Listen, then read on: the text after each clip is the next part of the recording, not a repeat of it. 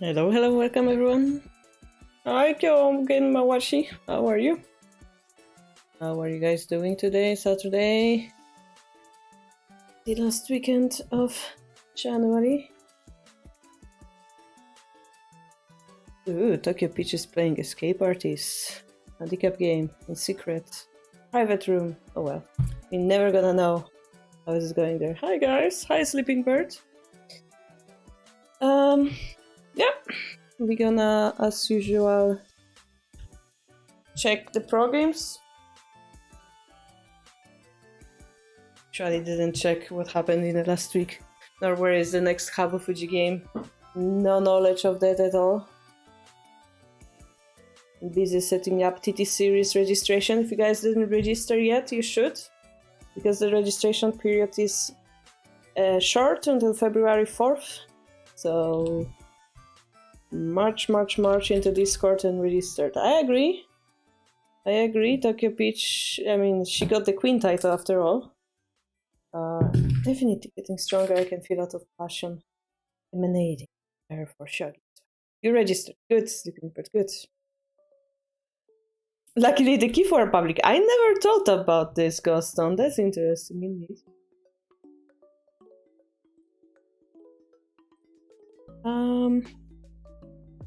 There are some results. Asahi Cup. Imura got Lady Pro 2Q got promoted to 1Q. Tamura Ladies 1 Dan got promoted to 2 Dan. We missed it. 14 years old. Okay. We could watch that game. This one was also recent. We could watch those if it's on the Think Hub game, Fuji game. When is it? Today. Then I missed it. It's gonna follow up tomorrow, so it's only fair for me to watch the whole game in full. And this is kind of funny. They're searching for people to like. You pay them money, and then they allow you to like go to Renmei and experience the game close by. And what are they doing exactly?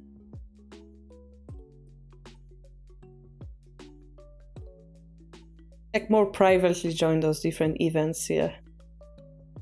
Be at the table when the title match starts, stuff like that. I'm a sponsor. So you will have to train very hard, definitely. Oh, the Belgium one, yeah. If you live close by, definitely you should visit local tournaments. It's an amazing opportunity to like meet everyone, share some passion. Like, oh, I really like for Farouk, me too, and then you become friends forever, right? So that's always a good thing. Then you go for a beer and you have fun. I would like to reach 3 down this year. Any advice? Endgame. You have to be very strong in endgame to reach 3 down. Thank you, Lincoln. Welcome back. 7 months. Thank you so much for your support. Alright. I've been actually coaching someone. Like, somebody asked me for private lessons. And I faced the dilemma of, yes, I'm a professional player, but I have no idea how to coach somebody to get strong. So I will have to work my way up, get some experience as a teacher more and more. I mean, I think I've gotten a lot of experience by teaching on stream for the last 3 years. But I feel like when you say coach, it's like, oh yes, we know a lot about human mentality. We know all about this and that. We know how to motivate you. And I'm like, haha, nope. I just know a few jokes that brighten your day. The last week was 21st, so it's around here that it ends. Not many games it seems. Tell them to get good. No. That's an easy way. You have to tell them exactly, painfully point out where their weakness is and how to overcome it. Which may seem simple, but isn't. If you guys want have some pro that you would like to check on or some opening, type it in the chat right now, so then I'll be checking those. There's the examination game 3. I totally missed it. I don't know what's the result. So maybe we could watch that. I forgot how to read his name again. Kariyama. Okay. Shogi Spieler. In German for some reason. So Kariyama game 3. Which is the decisive one, I guess, if he win. We watched Habu Fuji game 2, I believe. With the brilliant Bishop Rook 1-7 last week. Yeah. We have Nishiyama Ito. Game 2. I think we also watched it. I vaguely remember watching 2 of their games last week. Which is weird because it says it was played on 22nd. Because I think we watched it on Sunday. This is why. Yeah. Today is Saturday, so Habu's game is also not finished. Lady Pro game, Kagawa versus Itamura, for example, we could watch. Anything in the chat? Nope. You guys are bad at proposing your favorite strategies, eh? A Central Rook by Tobe Sensei. Satomi playing in Kyosen. Sugai Sensei, for example, more Central Rook. More Gangi. Somebody asked for like a Gangi Joseki on Discord, so we could watch some Gangi games today if you guys are interested. Let's see, 1 Yagura. This is Gangi between 2 Fordans, so could be crazy fight.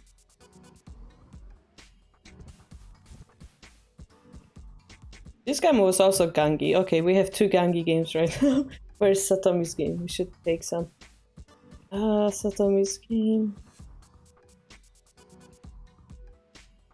Hope you guys are fine with my choice then. Windows.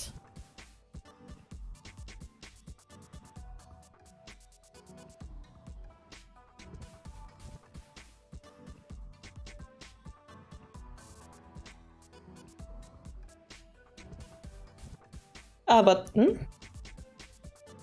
Kariyama and did we watch it? Did we watch it actually already? We didn't, right?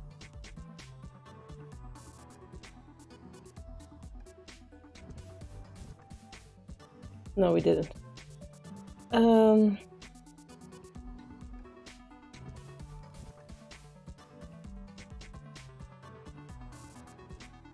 What was his name's reading again?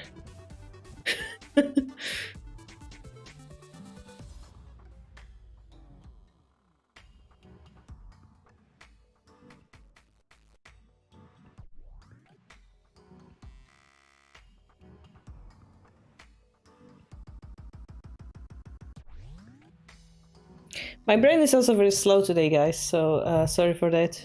You're always for Agakari, you're interested in Gangi. Okay, we gotta start with Gangi. Maybe then we can find the difference. Here, for example, they just read his bottom name. Being non-Japanese is so hard sometimes.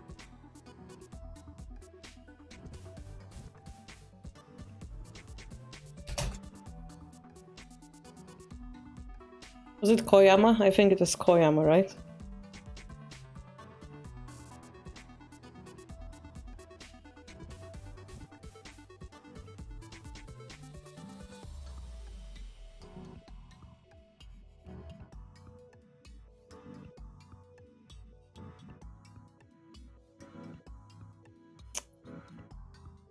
Slowly irritation growing.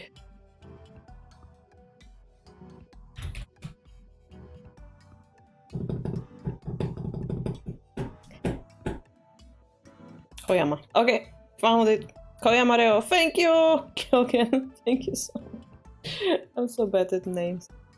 Okay, Kariyama versus Koyama, and okay, let me write it down here.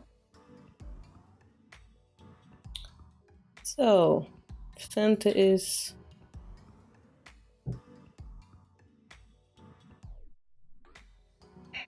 this. Kariyama and Koyama. Alright,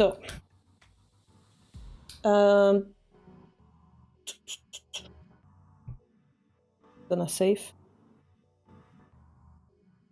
Oop. Yes, perfect.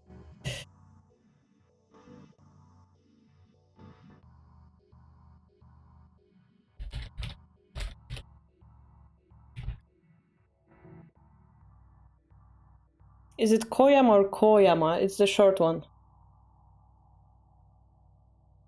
The Koyama with the O.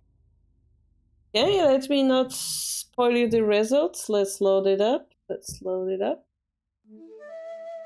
And now you guys don't know the results. Unless you got spoiled by me literally scrolling on the Japanese page that said the results, unless you can read the Japanese. Sometimes, you know, ignorance is a bliss.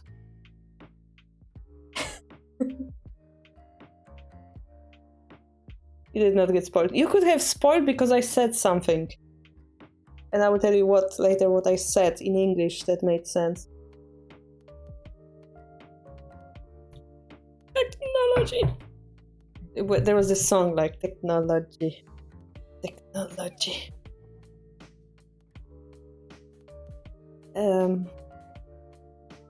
You know the result because you watch it. Hey, that's fair, that's fair. Okay, so we have Koyama, who's trying to become professional Fortin. I believe he would be in free class if he passes. But anyway, he would be a professional player. And he's first in Kariyama, who's a Fortin. And so far Koyama has 2 wins. And he needs 3 wins. So if he wins this game, he becomes professional player. If he loses, he has 2 more games that he can try to win. If he loses all of them, then examination failed, he doesn't become up. Yeah, the Daft Punk song, yep. Around the World. No, Around the World is another one, and Technology is the robot singing, right? Copy, paste it, raise it, I have to listen to it again. Later. Cannot listen to it now, they're on the stream. Too much technology. I was watching those videos of like boomers trying to do technology, and I was like, I will be probably like this in 30 years. Like my kids trying to teach me, no, you use VR, you use the left button to teleport and the right button, I'll be like, I don't know what I'm doing. Probably that's gonna be in 30 years. Yeah, I cannot click it right now, but probably right, yeah. So we were promised Gangi game, so let's maybe take a closer look. Here we refused the bishop exchange, right? If we went here, this would possibly arrive at something like this, but nope. We closed it, and both sides defend the bishop, the rook pawn exchange. And for example, here we had the option to put the silver here, but because we moved the gold first, we were forced to move the bishop over here, and then we are kind of forced to create Gangi instead of Yagura, yeah, because the bishop cannot move anymore to create space for the silver. Imagine using buttons, yeah, it's gonna be like chip in your brain or something. I don't know if you guys, I already had problems with the phones when you have like those 1, 2, 3, like those 9 buttons, and like people would scroll like up, down to like select the letter. Like, I don't know exactly, like 1 is A up or something, whatever. I always use the computer keyboard on my phone. I had this, what's it called, Blueberry or something? I had a physical computer board on my phone, and I could write without looking at it, but I never mastered that weird phone thing that goes up and down and left. And then I had Japanese phone which had the same thing, and I was like, nope, changing it to computer keyboard. Nope, not learning it. BlackBerry, okay, get the BlackBerry.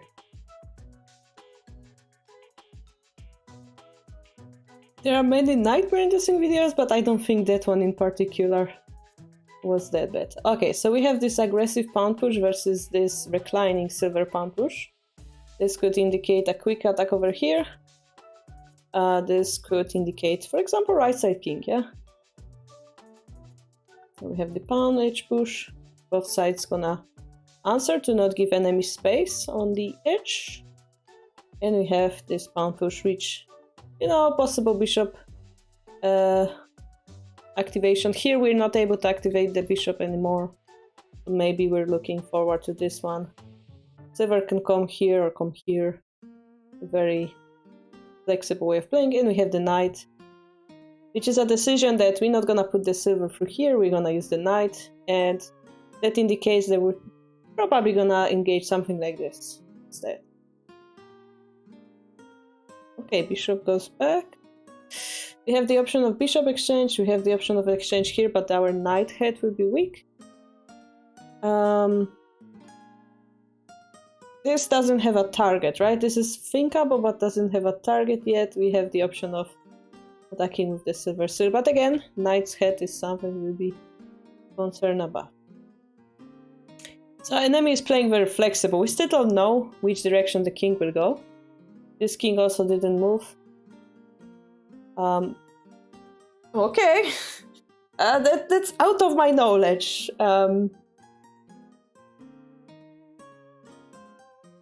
Okay, yeah, my expertise of anything I know about Gangi just ended with this move. If anybody knows or saw this move in their lives, this is your time to shine. I have no idea what's going on. Yeah. What is this? I mean, one could consider that we're gonna go for waiting move. The other thing is we don't put the king on the left, neither on the right, which makes it safe in the center. The other idea is maybe we want to put the rook somewhere here or something, making space. Yeah, sleeping bear, that would be bone cloud, yeah. They're high duck. I guess that's a high duck shape. Weird move order, says Things, but this stuff exists with pawn 4-6, silver 3-7, gold 4-8, rook 2-9. But the knight is jumped, so unless you mean 4-7, it would make more sense. High duck. Yeah, high duck. I don't know how those two words are differently pronounced, but obviously we... Ah, you mean this silver. Alright, gotcha. Yeah, this would make sense in like bishop exchange or something. High and high are the same. Alright. So yeah, my feeling generally is... Your nanny face is appropriate. Yep, the nanny face. I'm so proud of the nanny face. If we bring the king here, notice that it would be under this bishop diagonal. This rook would be close. Like, those attacks would be very close to the king. So it makes sense, maybe, to put it here, according to modern shogi. Okay, the god went toward the duck shape. I cannot believe we're reviewing a duck shape. But okay, sleeping spirit idea is correct. This is what we wanted. The rook wanted to go back. I'm laughing because it looks like a duck tail that's like wiggling left and right. Maybe it should be like a duck tail strategy or something.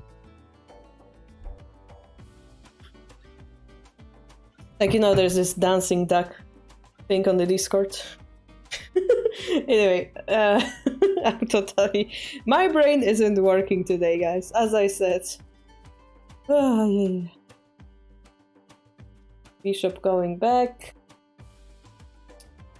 And now we develop this knight. Oh god, what's going on? Well, one of the things I could consider is that Kariyama chooses like out of Joseki shape to like surprise the enemy, the opponent. For now, we sealed off any type of engagement, right? Those pawns cannot be pushed. Those pawns is pushed create a little bit sinister looking position.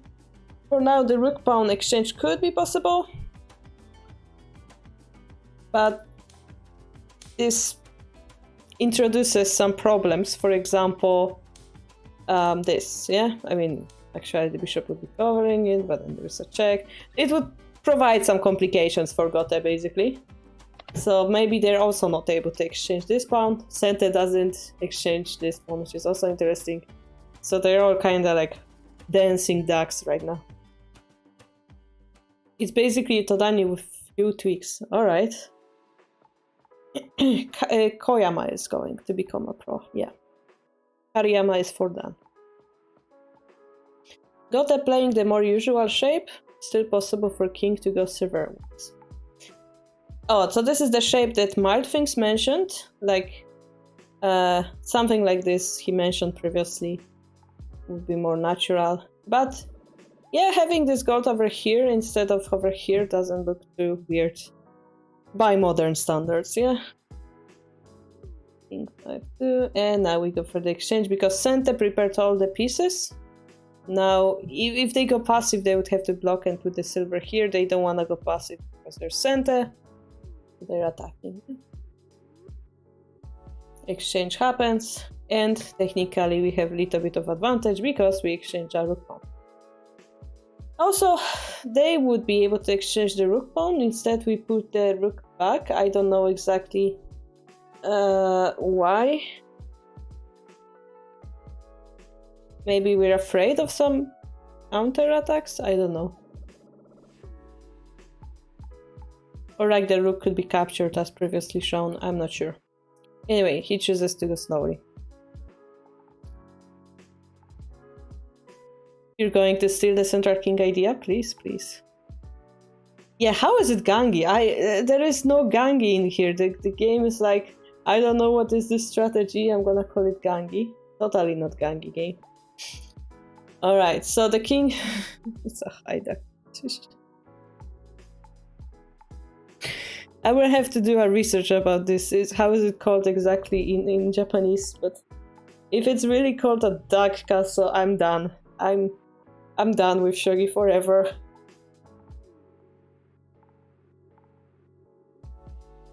But let's agree, this is the double clip shape. It's a good shape to have. Yeah, double clip shape.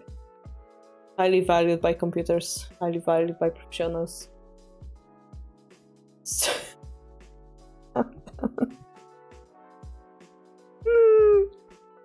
is this what modern shogi looks like?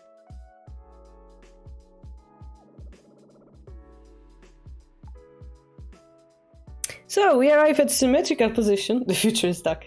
It's not the year of rabbit, ladies and gentlemen. It's the year of a duck, apparently. It started as Gangi and transposed into Dani duck style. Is it really called duck? What's wrong? Nothing. Quack. So there could be a possibility of Sinjte here, but you can see Sente decides to be Sente and moves the rook over here to break the Sente, putting this gold closer to the king. Really nice. Now, Gote has to wait. Question is, what is Sente going to do? We could imagine something like pound push, pound takes, pound drop type of deal. But instead they're moving king closer to the rook. Because that's totally making sense. Because that's totally a good game for beginners to watch and learn from shogi basics. Yep. There was Dark Ages, now it's the Dark Ages. Oh no.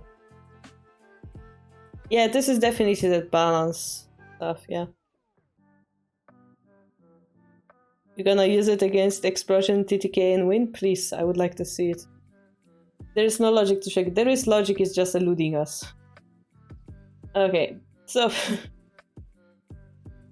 Tag dancing happens.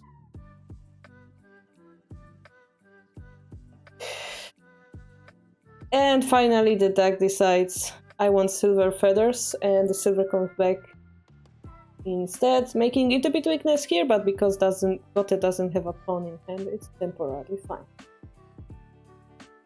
Gote is just waiting, Sente rebuilds the castle. I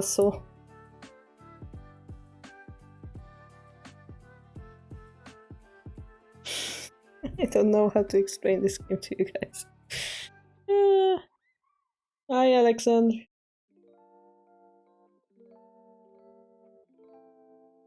King 5-7.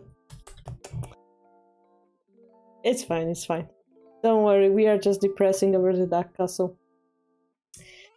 So basically, Santa is trying to create some new idea by putting 2 silvers in the center, yeah, relocating stuff. But now we had those few moves, like here, that seems like repetition of sorts. But eventually, Santa does the aggressive move again, rook 4-9. And after probably using some time for calculations, they decide this is the proper time to engage. If the silver will go back, then it will be changed. The exchange happens, knights are exchanged. And it's hard to tell. Normally we would say this is the defensive knight, so we got some benefit here, but this also could be considered a defensive knight. It's so hard to tell right now, but yeah, Sente would be able to do something with the knight, so Gote has to make a movement as well. And here, Sente again just redrops the pawn to not allow probably knight 4-5 drop.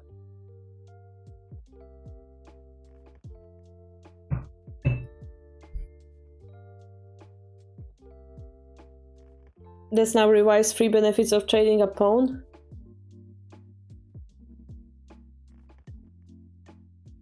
How about pawn redropping?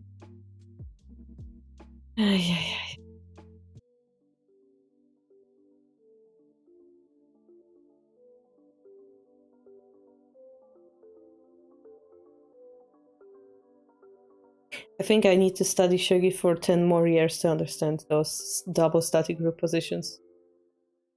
3 benefits are you can drop it back 3 times, then it's true.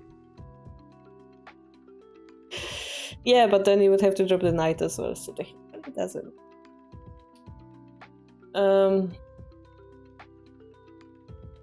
Not gonna lie, I have no idea what's happening. But Santa is making sure it doesn't have weakness, let's say. Yeah, the knight drop is impossible, making us safer. Gote finally has to show some attacking power over here.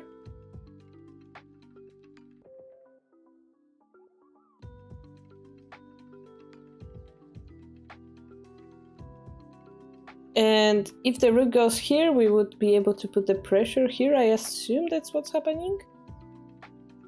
We also put the rook away from the danger, right? Like knight drop or something, perhaps. Perhaps like pound push, promotion goal takes would be bishop fork. So once we move the rook away, it becomes less of a deal. Maybe. Sleeping Bird points out something very interesting. Sente probably has the mentality, it is Gote's job to try to win. It is my job to not lose. I agree with that. That's exactly the type of feeling I'm getting from this position. Okay. So indeed the pawn came here, so the rook probably avoided that fork as spoken. And we exchanged those knights as well. And here, you know, if we would take it, we speed up this pawn, so instead we use our move to go somewhere else. We have to defend the token. And, you know, it will disturb our shape a little bit, but also help protect against this rook, so we just concentrate our attack somewhere else. And here we have knight drop 5-3. Which again, I have no idea what's the plan. Probably activated like this, but once more attacking this silver, yeah? So it seems like this is the main objective of Gote, to abuse this positioning. And notice that there's no knight here and no knight here. Which means if there's a knight here or here attacking those two squares, both of them, yeah, nicely exposed right now. Maybe that's the idea. It looks aesthetically pleasing. For me, it looks terrifying because it looks very drawable. But yeah, in a way, there's a symmetry. Two silvers and there's a knight between, yeah. It's our job to like break the symmetry and find the weakness in shogi games, so. Yeah, so the gold came in, helped with the defense. Now it's time for Sente to find a way to counter this, right? And it's a very weird game. It makes me think of handicap games where all the generals are in center, like putting pressure right on those center files. So it's hard to find the proper place to bite into. Like bishop drop doesn't work because this rook is powerful. Similarly here, very balanced. Yeah, that's what I expected. We have to use the knight somewhere. We're gonna use it on 4-7. The idea this time will be to fork those two silvers. Once we get a silver advantage, well, silver for a knight, it's gonna be easier to play, right? Bishop drop. Well, if we would be able to get a pawn, we can expose this knight's head with a pawn drop. So for example, I mean, this also forks, like pins the silver, right? So it would be really nice here. So bishop is looking at the king indirectly. Very, very interesting looking move for me. Hi, go Henro. We're watching examination game of Koyama, who's the top player, Dote. If he wins, he becomes Fortin. If he loses, he has 2 more chances. Currently, he's 2-0, so yeah, the bishop is a problem, so we're gonna block it. Yeah, so the knight is here. We cannot take it with the bishop because the knight is here. This is nice. And now we have time to counter-attack by ourselves over there. Bring the silver in the center. Oh, this silver looks so powerful. Now, it's kind of funny. We just managed to create a vanguard pawn and support it with the silver. So it's weird, but I think this gives Sente a little bit of edge over here. The previously mentioned weakness still exists with the pawn drop, but this vanguard pawn will bring trouble to Gote in the future. So I think Sente won here a big point. We take knight. Yeah. Cannot take. If we take, drop, and we have a nice 5-4 square to use. If we just leave it like this, it's also nice to expose something in the future with it. Like add more pieces and then combine it with the pawn attack to have double attack, yeah? My thing's impression is actually that Sente is slightly worse. Oh. We will analyze it with play Shogi later. I'm curious because all my instincts turned off like 20 moves, 40 moves ago, so I would be really happy to learn something from the computer sensei here. Okay, so as we said, this would be nice, but in this moment, this would be our last pawn. And technically, we don't need to hurry to drop that pawn, because if they do, we can just take it, right? So it makes sense that we want to play a different move in this position. And we block the bishop again. And now, this is a problem for Gote, I think. Because if this bishop is blocked, it's like, why did we drop it here in the first place? And it's like they're playing without this bishop. Now, Sente having this bishop in hand will be super effective. Next, we might be threatening moves like, let's say, bishop drop, yeah. Bishop drop here, for example, trying to pin this king, stuff like that. What other I can imagine? We have the knight. Maybe we can use the knight somewhere, yeah. We can punch strongly because this bishop will become a target itself.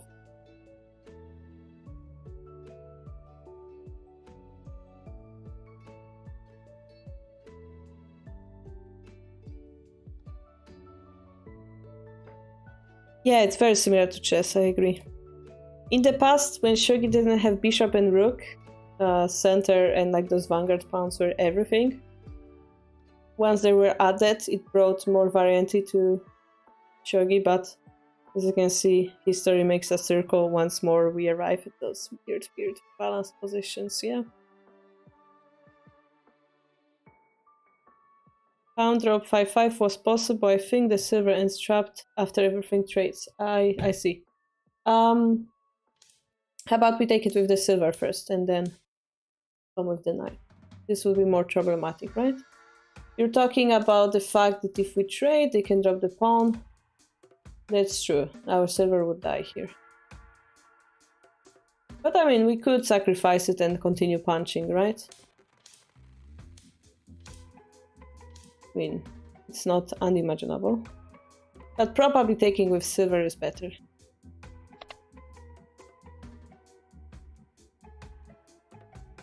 Ah, pawn 1-5 to make use of the bishop. The problem with pawn 1-5 is then you push here, then you promote here, then you can do something. And look how many moves it takes. And even if you take this gold, it's still very far away from the king. Look how many moves it will take to make a check. Yeah? 1, 2, 3, 4, 5, 6, 7, or something like this. This is very long in Shogi middle game terminology. So the idea is good, but the timing is questionable. I kinda start seeing this fork here. I wonder if there's a way to like expose it. But let's see, bishop draw. I was thinking about this bishop, but I didn't see exactly what it would achieve. Currently, we're indirectly looking at the gold, the king's head.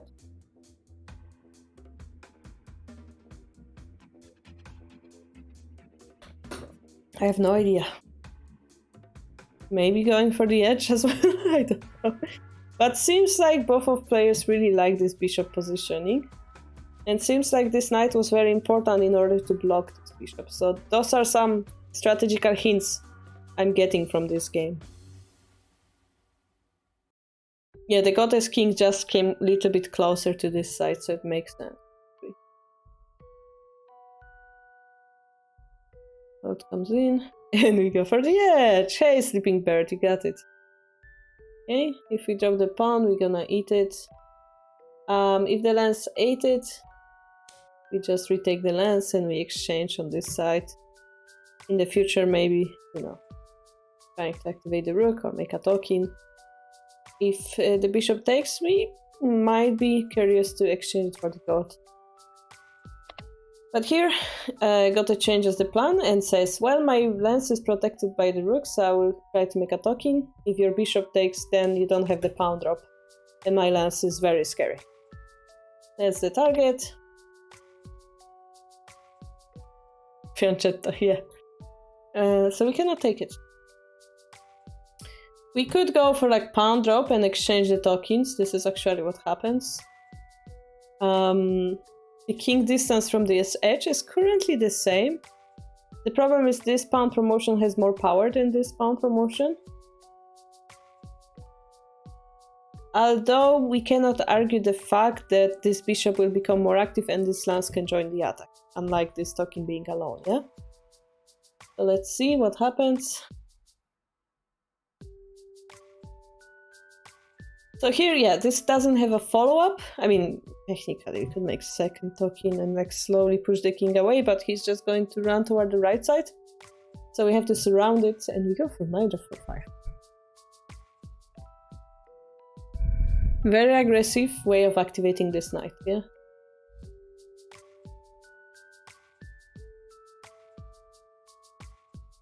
So if we take it, either this or this knight gets activated. And then what? I have no idea. Maybe like we take it with the silver, we take it with the knight, and then we can make a token, a pawn, dangling pawn over here type of deal. Also, this pawn promotion gold takes silver drop would become possible, right? Maybe that's what we want. We want a silver, I think. Rook 8-8. Rook 8-8, they just take the lance, right?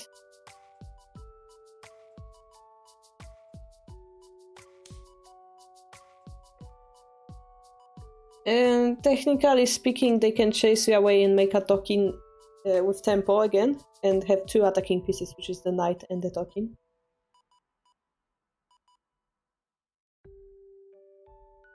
Maybe that's the problem. Yep, that's something like even in this position. And then like this attack gets more power because they have 2 attacking pieces. And the bishop is in trouble. Yeah, just an example.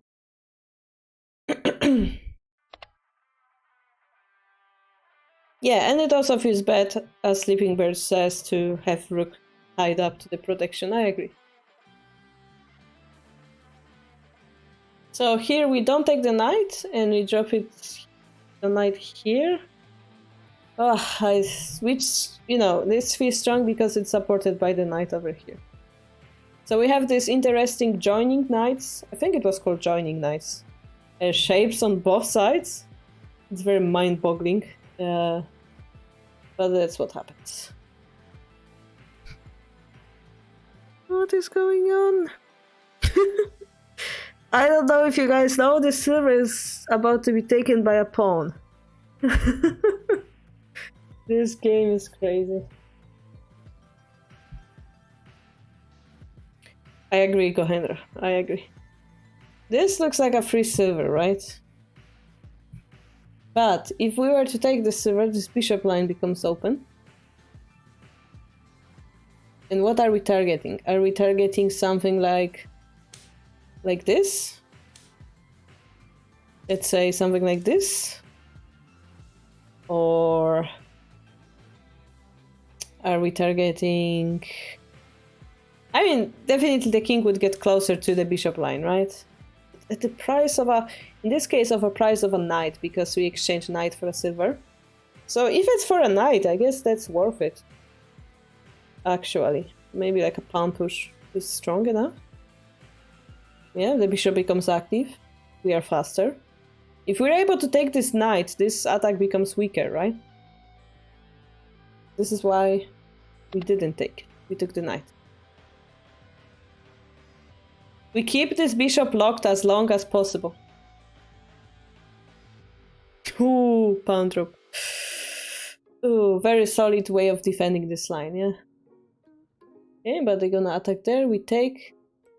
If they took here, I think king would have to take as there's a fork, unless we want a fork. Not sure. Maybe we would like a fork. We would like to get more pieces in hand.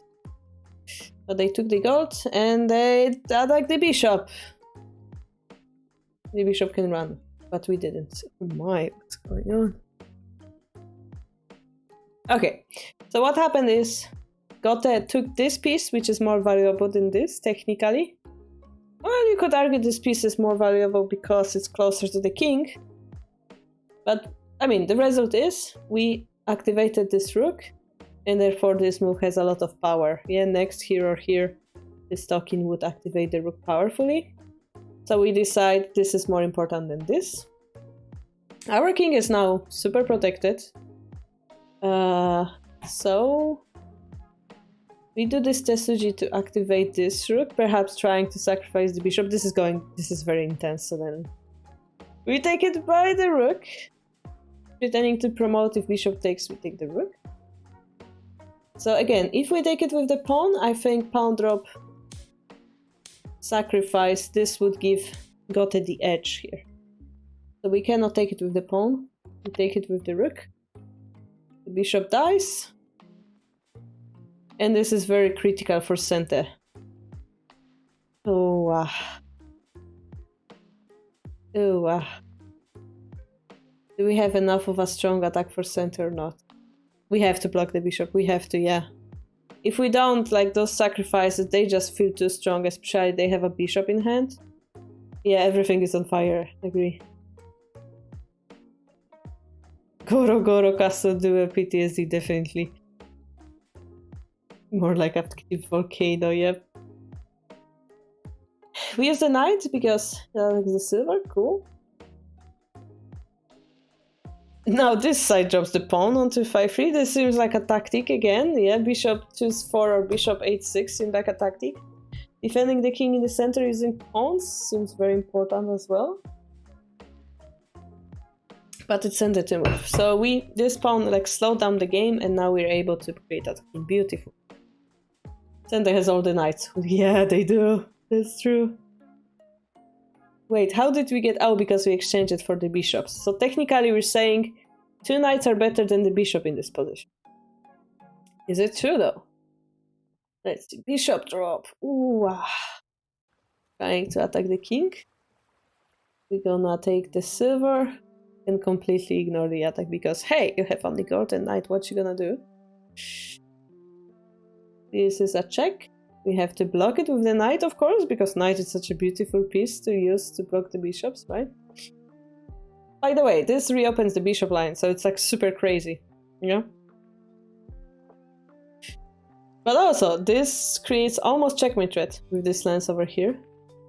Let's see, silver drop, gold drop, and king has those 2 squares to leave on. Well, technically only this one. So if we get one more piece, it's gonna be over, right? We have only 1 gold though. But like silver, king runs. Barely surviving, yeah? If we get this bishop, for example, it's gonna be over. So this is why they're forced to go, and maybe this is why they dropped the bishop, because they felt like they don't have time left. The king barely safe. Knight drop to prevent these drops here, but the gold is falling. The gold is falling, but we're not taking it. Why aren't we taking the gold? This is so crazy. We jump with the knight. Oh my gosh. If the bishop takes, the rook is falling. This is just a massacre. Wow. Now we take the gold. And this is like Tsume Shogi now, yeah? Do we have Hishi? Do we have Tsume? What do you guys think next is going to happen? I didn't see the move yet. I'm like immediately thinking of silver drop, but I wonder. Those 2 silvers, speaking of slow moves, those 2 silvers mean nothing right now. Like, this fastest sacrifice would be the bishop, but this gives the king too much space. You thought the same, the silver drop? Okay.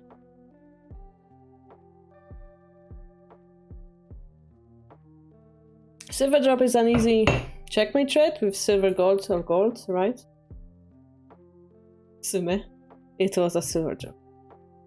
Silver drop, and we don't have really a way to defend it unless we use the gold. Use the knight. Maybe with the knight. We use the gold instead. Okay. Now we drop the silver. Makes sense. We're gonna take it to reopen the bishop line. And this is the most dramatical situation because all those pieces are suddenly active. Yeah. Notice also if we take this gold takes, this bishop gets reactivated. So very beautiful. But we also have this move. Question is this working or not? Yeah. Yeah. Giving them a rook though would allow them rook drop here, making it a little bit suspicious. So, what's your choice, guys?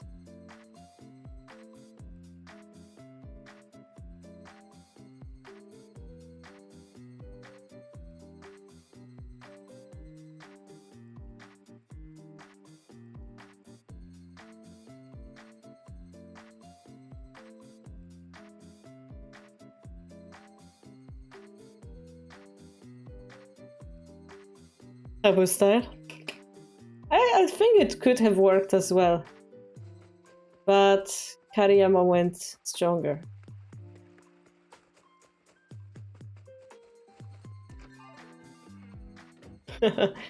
And he took the bishop. So the rook has to take, and the only reason why he takes this bishop is that he has Tsume. There's no other reason to take the bishop, right? Does he have a Tsume or not, guys?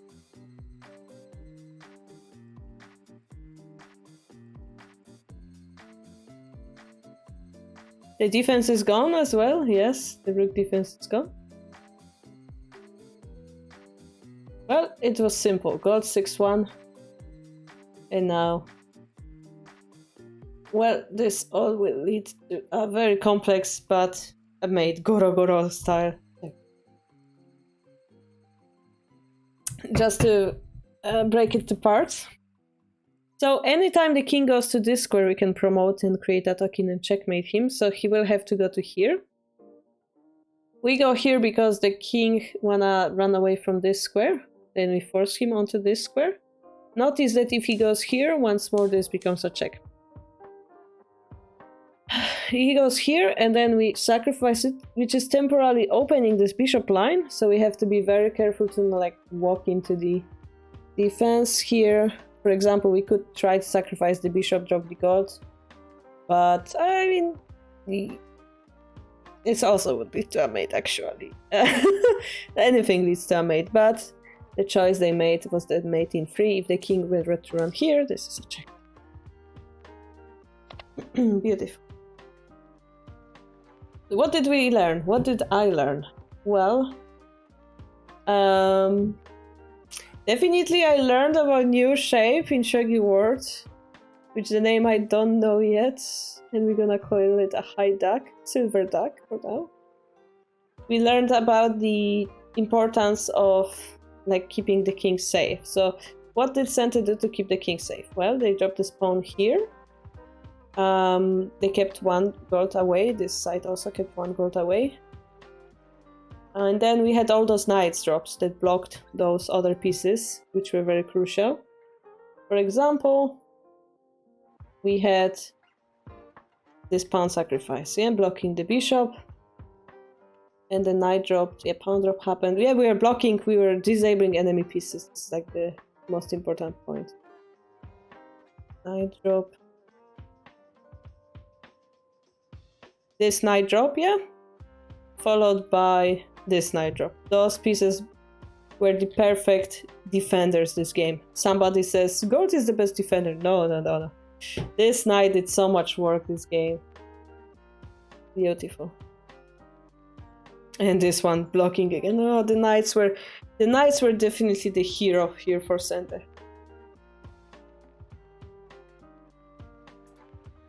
Very beautiful. And just an easy endgame over there, right? Easy endgame compared to the complications of the middle game we had to endure. Yes, so as a result, Koyama didn't win the game, which means he has another game to go. Games to go. It was written somewhere actually. Listed.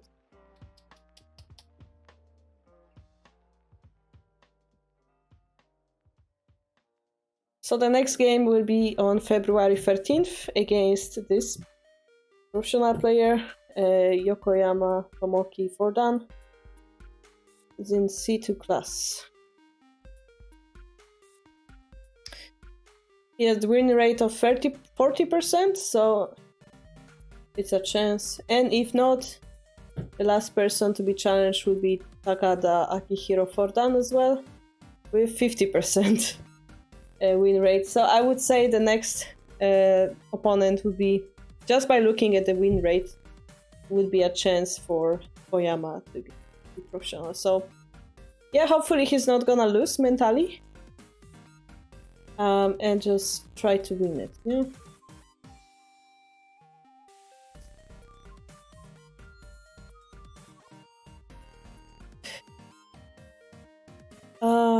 Okay, so the thing that I said in the beginning, like, oh, I spoiled you a little bit. So here, actually, this spoils you a little bit because it shows you when the 4th game is going to be played.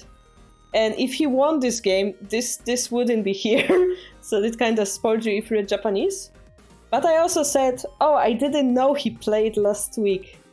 Which means if he would have won, this would become a news. So because I didn't hear about it, that indicated that he didn't win. Yeah, kind of spoiler.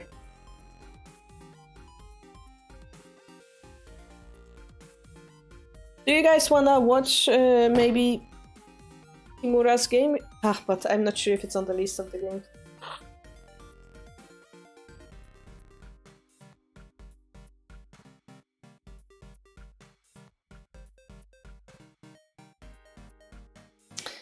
Yeah, no Baduk here. I'm sorry.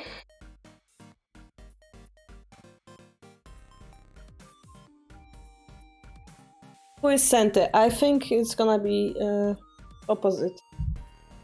So Koyama will be Sente, so that's a chance as well. This game. Okay, we can close this. When was it played? 26th. This is also a Gangi game. We promised some Gangi game today. Is it really Gangi? It's barely Gangi. It's an offensive Gangi. You guys are interested. This is Satomi's game. Something like this. Yeah, double swinging rook. 26. The Lady Pro games, unfortunately, are often not like publicized. Just sadness. Sadness.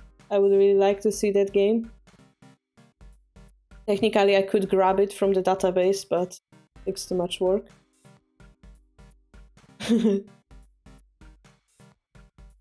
Oh no, the toxicity, guys. Alright, quickly, name a Shogi opening. We're gonna watch it next.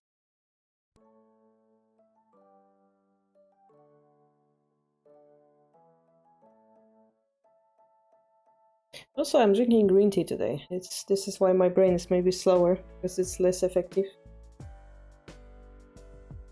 But enjoying it. Opposing rook? Nope, not on the list. Unless it's part of this double swinging rook. Third file, central, Aigakari, Shop Exchange, Aigakari. Some different opening, not specified. Ishida. So we do have third file rook. Just not sure if it's Ishida specifically.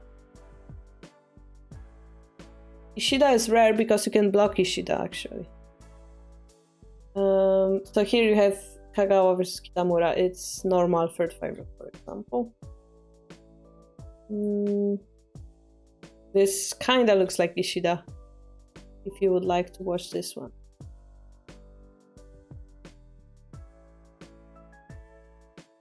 Kota Ishida.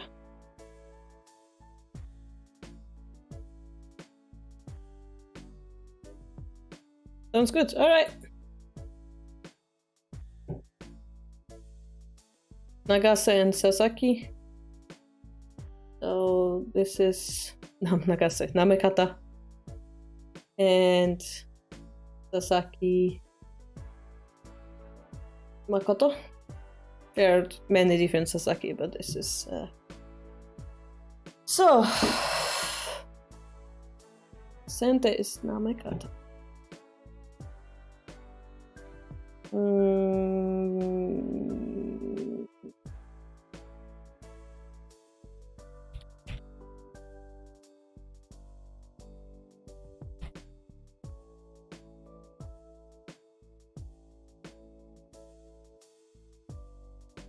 Yep, and then we have, this is the Ozasen second elimination phase.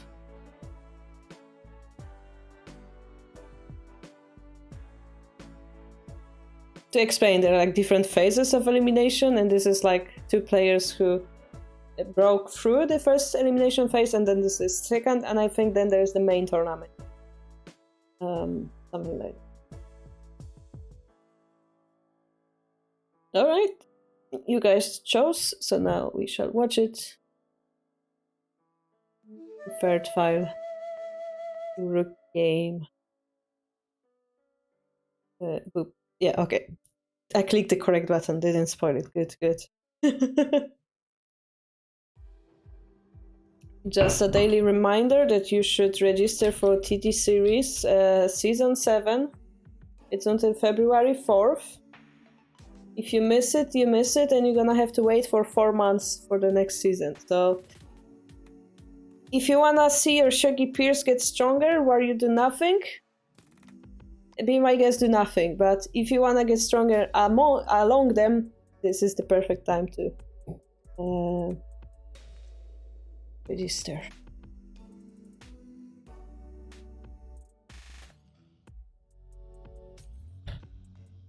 We'll have some strong players in TTM, it seems, this time. Alright.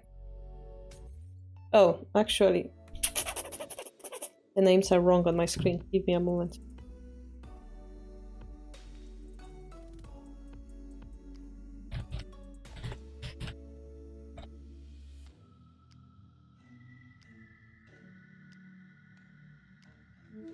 Alright.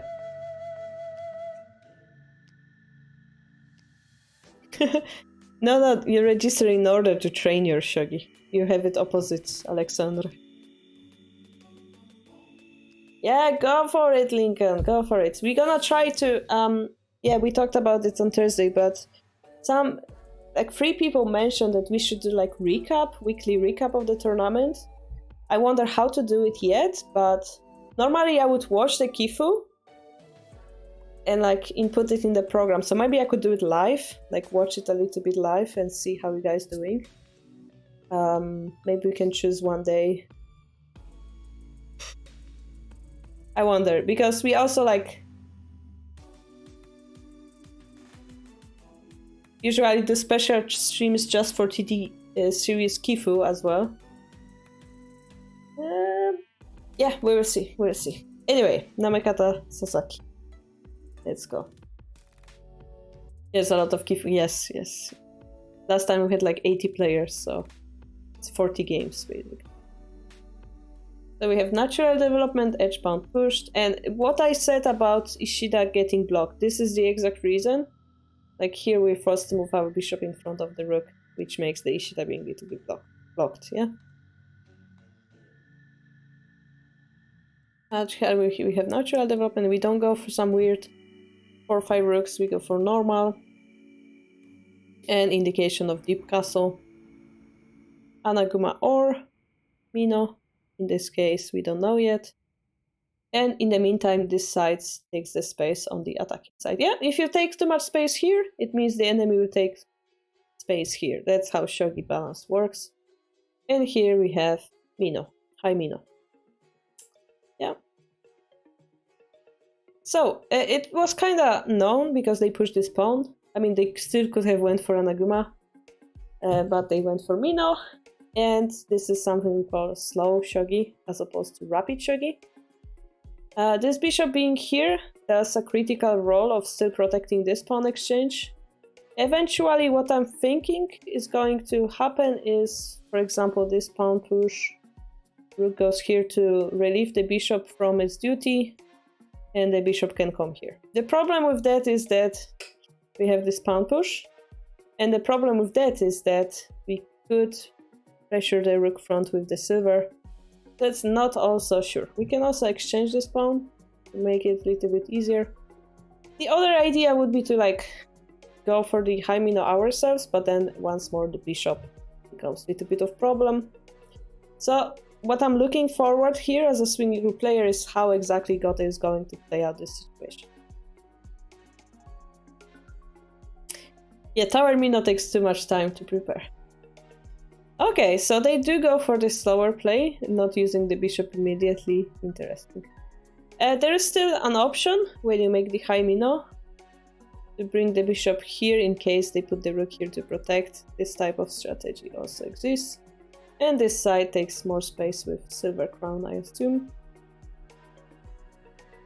Paying the tax, bringing the rook up so that the bishop doesn't happen.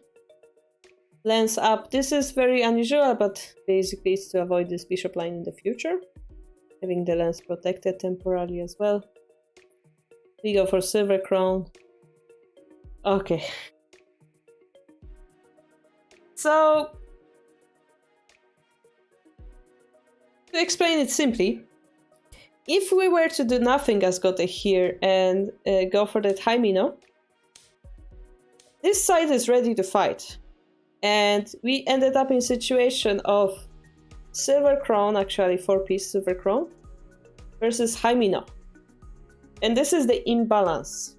They have a better castle, so we would still need to take 5 moves to create silver crown ourselves. So instead, we see that they just weaken their position by moving the silver here. What do I mean by weakened? The connection between pieces is gone, right? And this is the perfect old-style timing to start an engagement. So they do. The question is, are they ready for that engagement? Is it like a fake pawn push? Yeah, they're gonna defend, they're gonna finish the silver crown and suddenly over-attack. This is the main question. Did Gote over-attack or not? Well, we're gonna open this pawn, bring the bishop here, and the target is to go here and exchange the rooks. Because rook exchange is very interesting to us in the current position. Okay, pawn push in order to say, oh, if you move your bishop, I'm gonna sabaki my rook. And therefore they finish the castle, but here they are pushing the knight. Very interesting. Yeah, they're using it on the edge, not here, to keep those pieces open. And what is the plan? Well, we have both pawn push and we have knight jump. In order to once more block this rook, activate this rook. Type of a deal. Or block bishop rook, go for the exchange. But yeah, this is like a very strong exchange right now. You play a move, you make a weakness. You make a strength, you make a weakness. Here you made a weakness, so I'm gonna counter-attack there, since Namekata. Knight escapes. The lance will be able to sabaki. The token doesn't matter because it's far away. Gote feels like they can go strongly here, so they will do. They won't give the token chance to do anything. They will go with the bishop. It all feels very natural, and here this is beautiful. If the rook goes back, suddenly this knight, this bishop, this rook all are working. Here, in comparison, those pieces doing nothing, so Gote would be better. What Sente does is puts the rook here to keep this rook confined in its own camp. Pawn 8-3-8 is too slow, basically.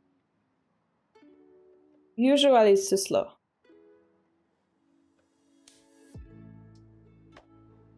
Like, in the meantime, this knight could escape, for example, yeah? Maybe this bishop could promote, and suddenly, like, this token will take light ages to get there. This is something I had to learn through experience as well, but it's a good question. It's just too slow. Depending on the situation, we wanna redrop the pawn. We won't be able to do that because we used it there as well. Textbook sabaki from third 5 rook, I agree. Very satisfying to watch. Alright, so now the question is, how do we exactly sabaki our rook? Well, pawn drop 1-5. Exactly, Lincoln, exactly. Rook takes. Here, if we run, notice again, suddenly this whole token idea doesn't work. This rook just does what it wants. Even worse, it can just promote here. So we have to take. Very painful for Sente. Very painful. And if you were watching my, what was it, Ishida video, the most recent one, we talked about the fact that if swinging rook manages to sabaki their left knight, the main theory is that they're gonna be better off. And that's what's happening here. We don't have to know in depth exactly tactically why. We just need to know the general idea, yeah? But here, yeah, left side knight activated, swinging rook better. 90% chance that they're better. And yeah, the rook activity difference is huge now, the bishop activity huge. So I'm betting on Gote, yeah? Sure, we're gonna get the lance, but this side's gonna get the knight, right? Ooh, they're going even stronger. Alright. So this is a little bit unusual situation because we have not only Mino, not only Silver Crown, we have 4-piece castle. So we don't have enough material to like attack it. Like normally we would, I don't know, use the bishop, use the silver, right? We don't have those pieces because they're stuck to our own castle. So every token like this, so valuable. Mwah. And here in particular, it's gonna abuse this silver positioning. Even if it runs all the way over here, this token will be following this silver to its end. It would be a beautiful piece to have on the board. So this is why it's beautiful. And in comparison, that token looks very slow. Even if it comes here, it has to like go around in order to get to the silver. So, Evargalo, if you make a token, make something like this. Yeah, me too. Okay, so we said the other token is too slow, and here we drop a pawn to abuse this silver faster. Nice. We have to either defend or take. If we take, this kinda throws up our formation off. By payment of 1 pawn, Sente gets tempo, basically. So, what is their choice? They have to take it. They have to take it because it would be too big. And now a strong counter-attack follows on the head of the bishop that was weakened. Notice if we take it, we have a lance drop, right? So, I thought Gote is better, but now that Sente started punching, I'm not so sure anymore.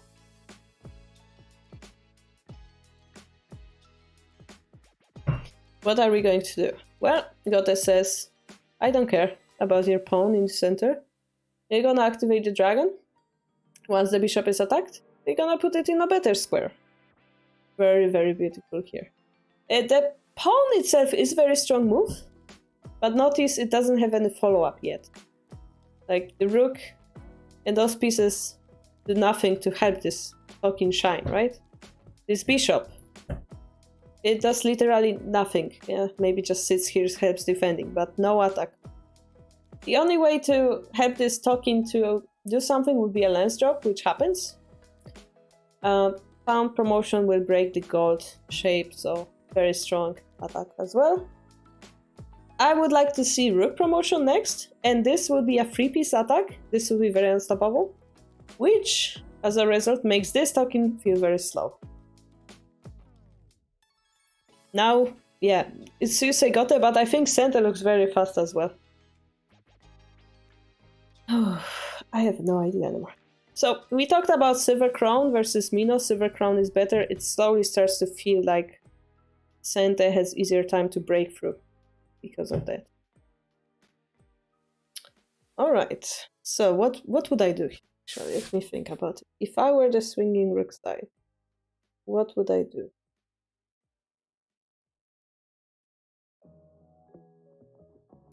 I would like to drop a pawn here and drop the knight here.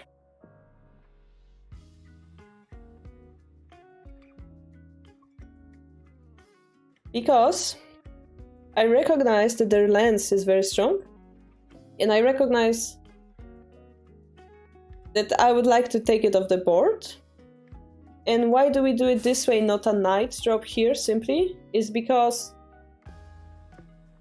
a follow-up move, yeah, they will promote, we're gonna take here, we're gonna lose the gold, but our knight will give us tempo, we're attacking this gold. So suddenly, by exchanging that lance for a gold, we got a lot of speed.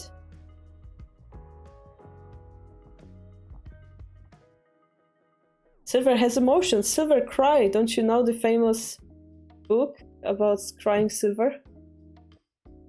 There's a famous book or a phrase, something like that. Silver was crying. So instead of going this variation that we talked about, well, if we're really crazy, maybe we could have... maybe we could have taken here, as this is so much faster than this. The rook is still not here, right? So I could be tempted to go this way. Yeah, takes, and the horse next looks very powerful for Gote. So just to explain this in a simple way, they had to play it. And look what happens. Silver moved up to help the vanguard pawn, but the bishop became up. This doesn't feel like a big chance.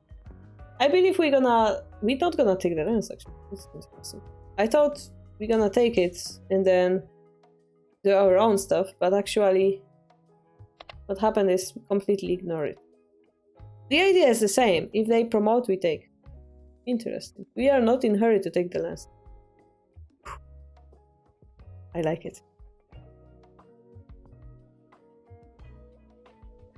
Alright, I accept it. so this happens, and here we're saying I cannot give you this gold away.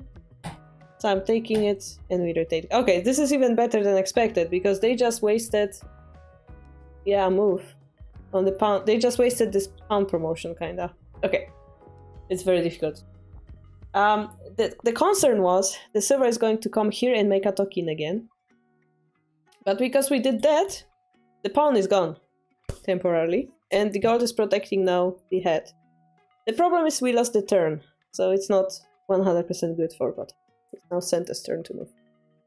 But I really like that idea of promoting the pawn first and then forcing Sente to move.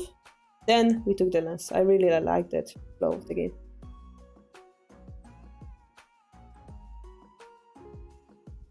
Yes, so the knight and the lance exchange was crucial here for Gote. I think this was a very good defense from them. Yeah, the rook promotion. Rook promotion, but the gold is protected actually, so yeah. Temporarily. Pawn drop. Gold runs to the right, not to the left. Why is that?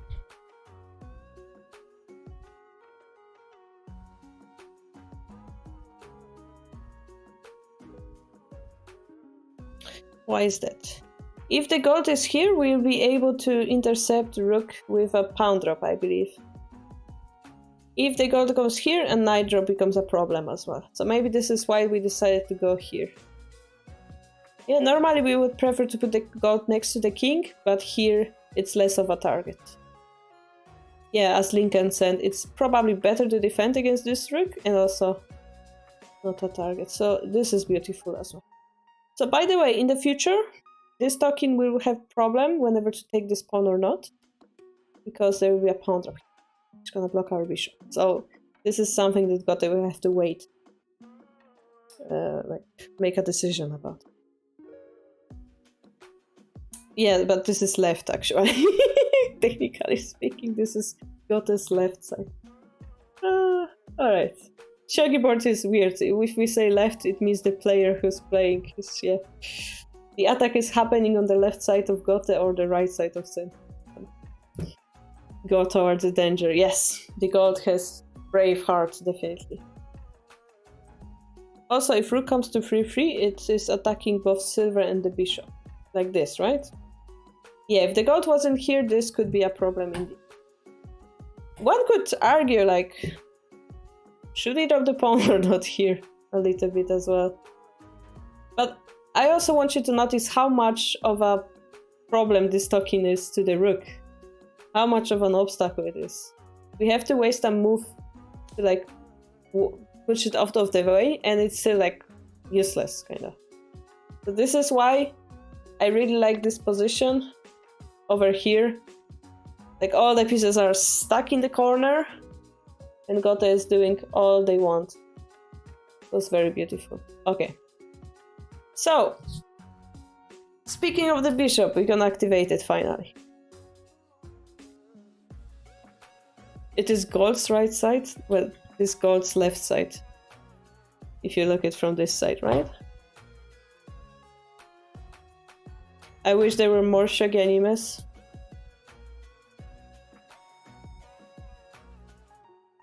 There's plenty, it's just that they're not translated to English. I wish we had more English Shogi books, not anime. I mean, anime is fun too, but it's hard to make anime about Shogi. Alright, yeah, to fianchet to the bishop over here, and then we have this beautiful knight drop that we all love and cherish, right?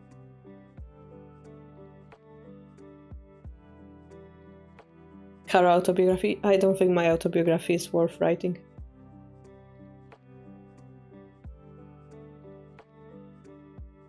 For the last month or two, I was thinking of writing a post on my blog about something smart, but I'm like, I know nothing about life, and I shouldn't be judging my own life.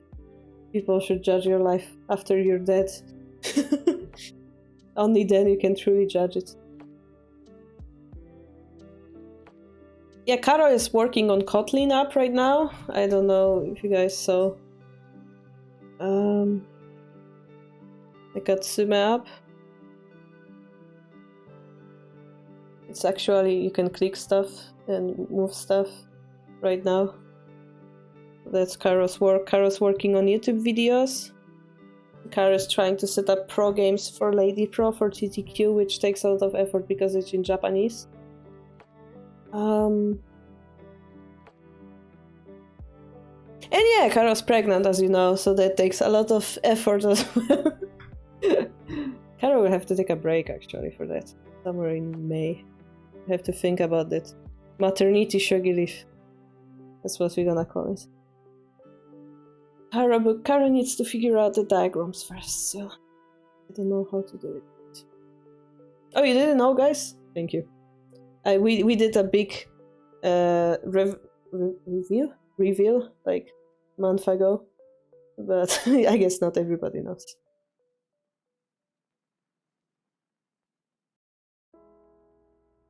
It's a boy. So, yeah, one task at a time. Yeah, I would like to do many things, but I decided since last year that rather than starting 10,000 things, I want to finish stuff first. So that's why I'm doing the YouTube things, because there's a schedule and I finish it as I promised. I'm not doing shorts yet because I do other stuff and stuff and stuff and stuff.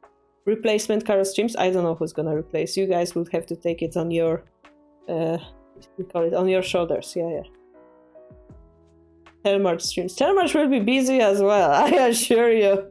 That baby is gonna wake up everyone in the night, I assure you. Also, judging from the amount and the power of its kicks, yeah. It's gonna be very needy. Already, it's very needy. You will do it? Cool. 3 a.m. streams. Every 5 minutes. No, the problem is, only one person can feed the baby, technically. Unless you have a pump. I didn't read about it yet, actually. I have to educate myself first, but...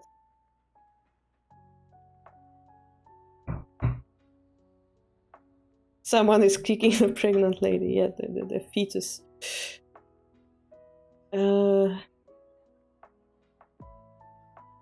We have actually this very cute video of of it kicking on the sonograph. Sonograph? It's an ultrasonograph? USG is ultrasonograph, right? Yeah. We're gonna see how much it grew next week, actually. So, looking forward to it. It's funny because we watched Leo's game. Koyama's second name is Leo, and I was thinking of naming it Leo, but it's a long story. Middle name Tokin, that's a horrible name.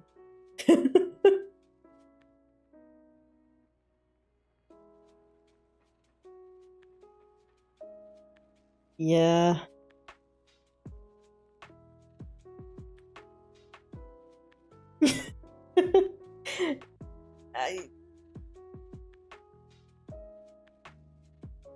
Usually, yeah, we could have a long discussion about names. We could have a long discussion. The name is undecided for now. But something that's the basic was, it sounds good in Polish and French. In English. It has to be international. That was the rule.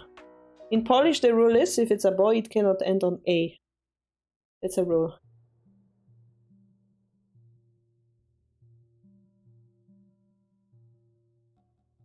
Which reminds me, because we're always watching, no spoilers please, How I Met Your Mother.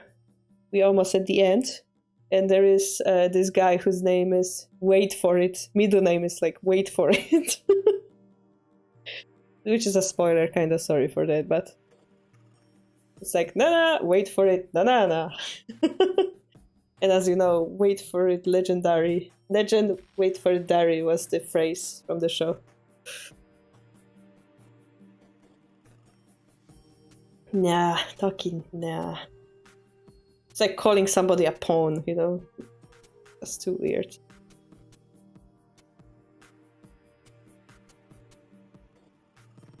Zhao is taken, I'm afraid. Talking sounds good in all languages. I would have to ask about French. Don't wait for it, Keen. It doesn't work because... I mean, technically, if you read 14 like Keen, it kind of makes sense, but it's Fortin, so... There is a famous Swedish guild called... Interesting. Yeah, we don't want to get it... Okay, the basic, guys, is it cannot be bullied in school, okay?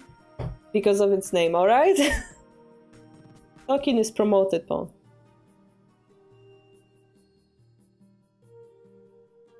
Alright. Wait, I'm getting distracted. Yeah, you have to have proper name as well, yeah. Not like Facebook or something. Imagine calling your baby Facebook. There are actually babies called Facebook.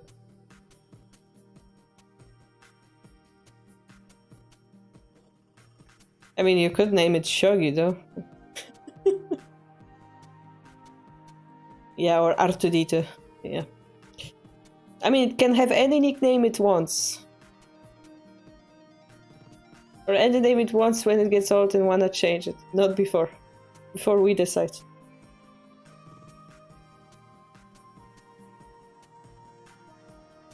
Yeah, Abigail, something like that.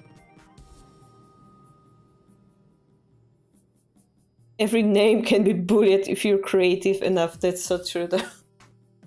This is why you not only give a baby a name, but also teach them character and a little bit of karate to go with it. It doesn't get bullied too much.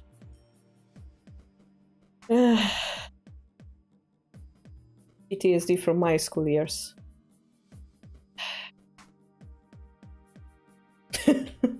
Alright.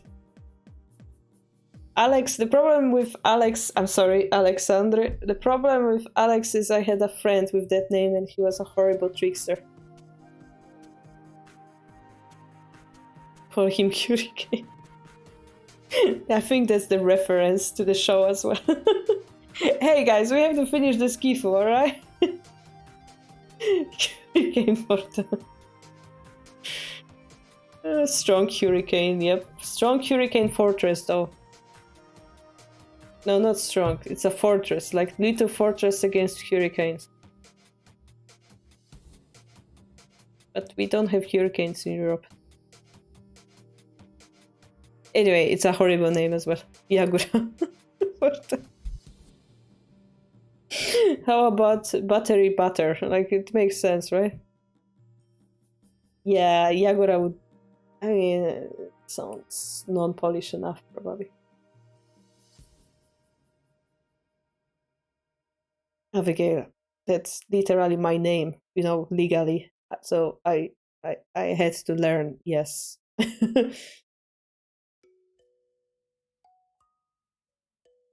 Ibisha. Guys. Not naming the pieces, not naming the castles. I was once called a pathological liar by a friend. I haven't seen it in a while. Is it like a joke and I'm missing the point of it? Or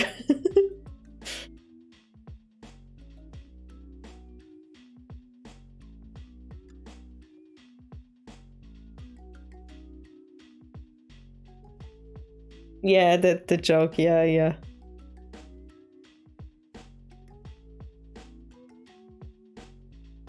Well, yeah. I mean, my previous name came from the word January. Karolina comes from the word Karol, which comes from the word king. And so on, so on. I googled this stuff, yes.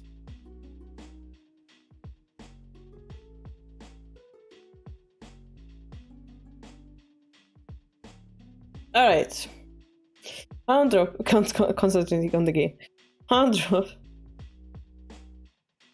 you were also a horrible trickster. Interesting.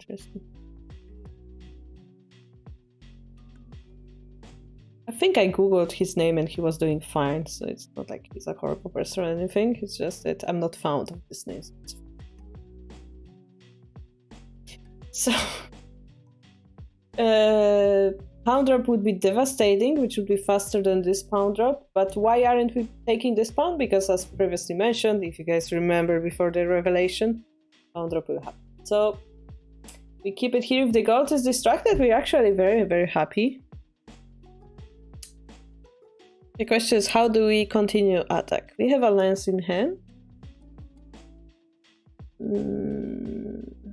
How quick would this token be? Yeah, this is now that the gold is gone, like this square becomes of us issue. Some other move I would like to try would be a lance, because if gold takes, our bishop can get activated. So this is all I'm seeing. Whoa! What is this move? Second son should be named Nifu.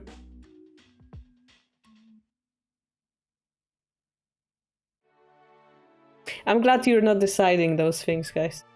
I'm glad we don't have a poll to decide that.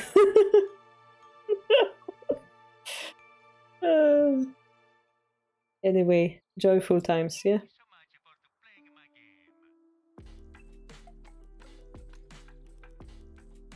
It was Mario, right? It was a weird moment. Alright, this knight jump, knight jump, knight jump. We're trying to get here to attack the bishop. Why? Well, the king escape would be blocked off. The bishop would have to move here. We could consider lance drop behind the knight. And as we know, if the bishop moves away, this square becomes weak. But it's very risky, right? We just said the bishop could attack here.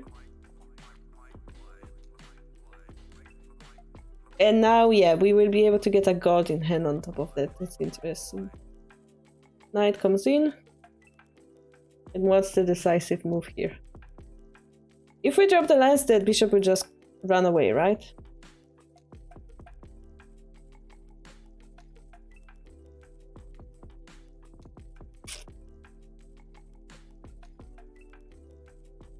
Okay. Yeah, some people are like joking he should become Fuji or name him Fuji. Yeah, I heard those already 3 times. So surprisingly, the bishop didn't go here. The pawn push over here happened, but let's consider, what if the bishop goes here? I just realized we never analyzed the other game in Play Shogi. Maybe I can quickly throw it in Play Shogi. I wanted to check it.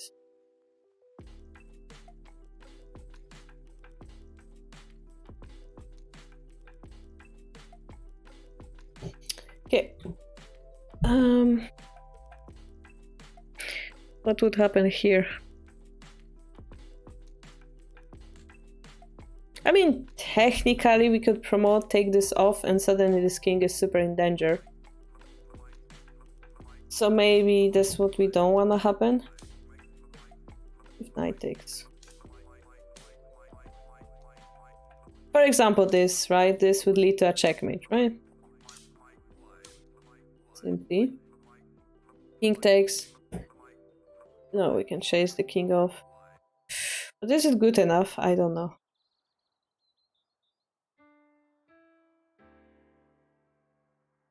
This king is surviving still, right? Barely. Knight drop, king runs, lance drop, king takes. Knight jump, king down, like we need one more piece like this or something. Maybe like the calculated is barely enough. So, they decided to block the bishop to give themselves more time. Which is a very solid move as well. But the bishop will die in the meantime. So we blocked this bishop. We lost that bishop, but we gained lance and knight. In the meantime, our ship got a little bit disturbed. Now we have 2 knights and lance, and this king is quite resistant for those pieces. Pawn drop here might be an issue a little bit, right? Pawn drop is a very light attack. This token feels very slow. This knight is unusable. This bishop is now blocked.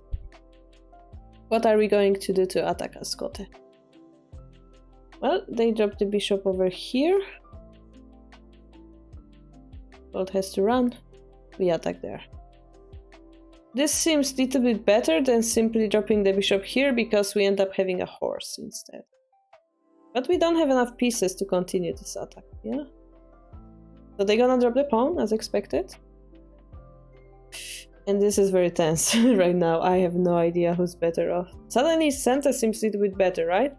With only 2 attacking pieces, we need 4. Well, considering they have 2 defenders, maybe 3 would be enough. But we're missing something, so we're trying to activate this.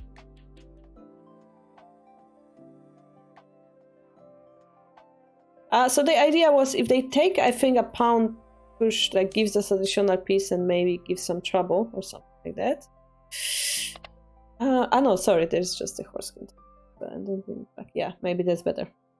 And this blocks the king escape over here, so that's interesting. Now we gave Sente another bishop.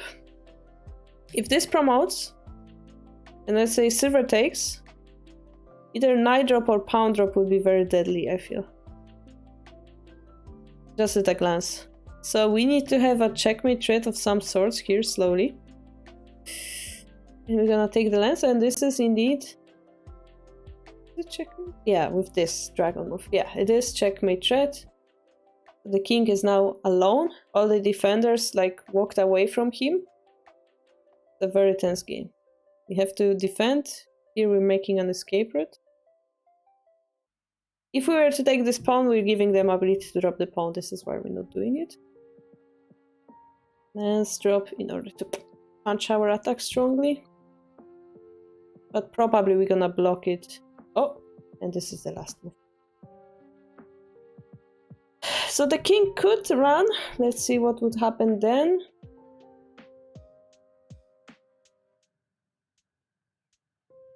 I think we would... Taking this silver lance takes silver drop isn't enough to checkmate this king because he runs into the center. I think we would have to take the lance. But we don't have a finisher yet. The finisher would actually come in form of Tsume over here. Do you guys see it? Tsume in 5 moves.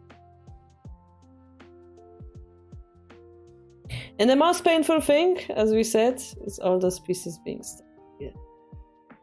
Good. That would be the mate, yeah?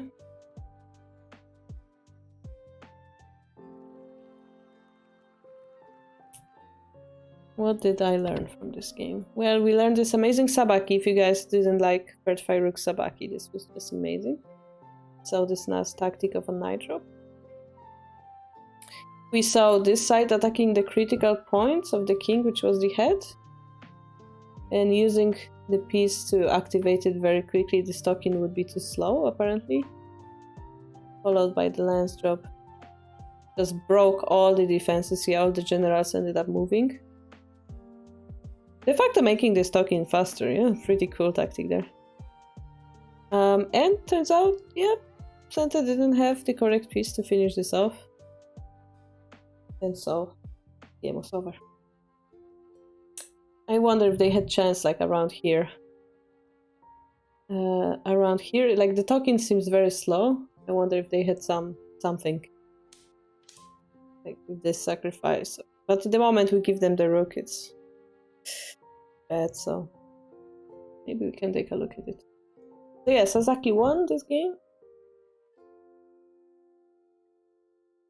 As you cannot see behind my screen, but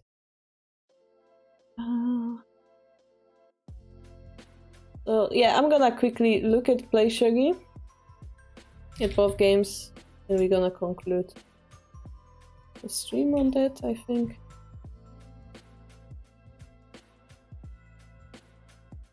So the position I was interested in was this one, right?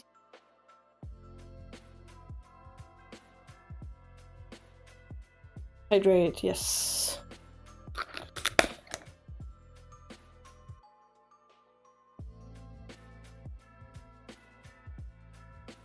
So it's only 400 points difference, it's actually very close.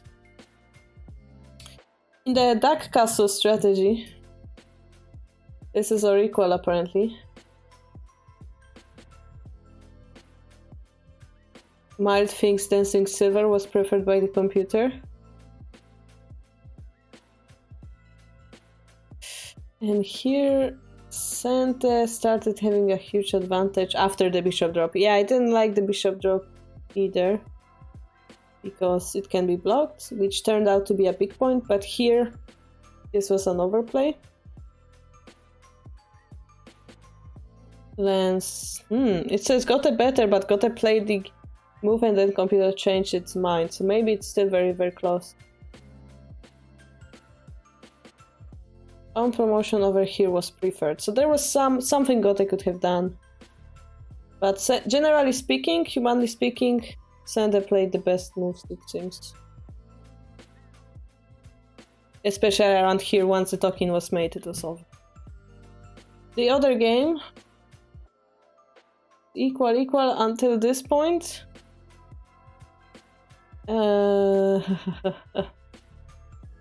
So we were saying how Gote feels more comfortable to play, but in the end, their castle is better.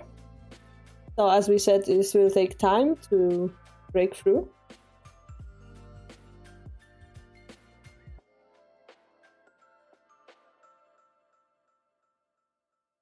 The computer prefers to take this pawn. Dragon to 769. Probably to drop the lance next and to promote it. That could be an interesting alternative to the knight. So knight wasn't preferred by the computer. It didn't like it. Knight is bad, guys. Conclusion: knight is bad.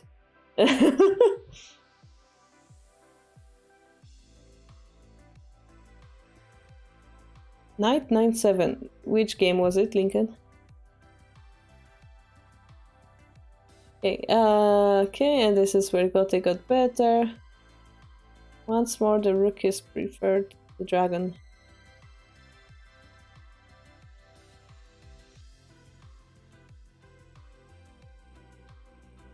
Because once the bishop takes here, we can drop a pawn. I think that's the logic.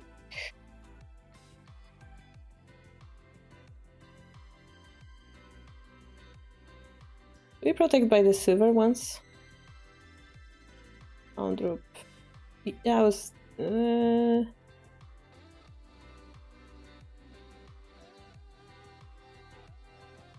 So basically Gote is surviving there. Just barely, but it wouldn't be on over attack. We don't have enough pieces, makes sense.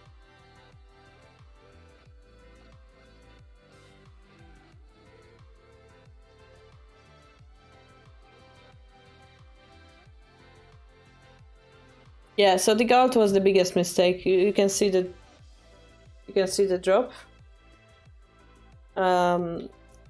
The only way to survive was to slow them down, and like this was too decisive. Basically.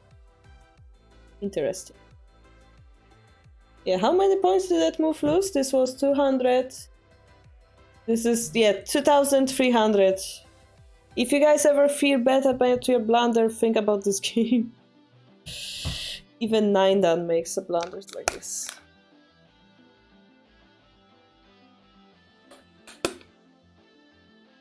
Which is kind of logical of why he did it, but because like this looks over, honestly. But the other variation was even faster to be. Yeah, 9 drop. Like at least you're pretending to be attacking, yeah. Yeah. It would be actually pretty even, 186. So yeah, even 9 done. Alright guys, hopefully you enjoyed the stream today. I did have a lot of fun. Really liked your ideas about the previous game and this game. we had a lot of enjoyment with that castle, I believe. Never again. The time control for this game? 5 hours. Yeah. This game, yeah. I don't see anybody to rate specifically. Everybody's not doing Shogi, shame. But maybe Todd will be streaming later, maybe you can guys check him out. I'll be waiting for your registration on the Discord for the TD series. And I'll be waiting for your Kifu tomorrow to analyze. So far we have only 2 Kifus, so if you want your Kifu to be reviewed, make sure to send it. And have a nice Saturday, yeah?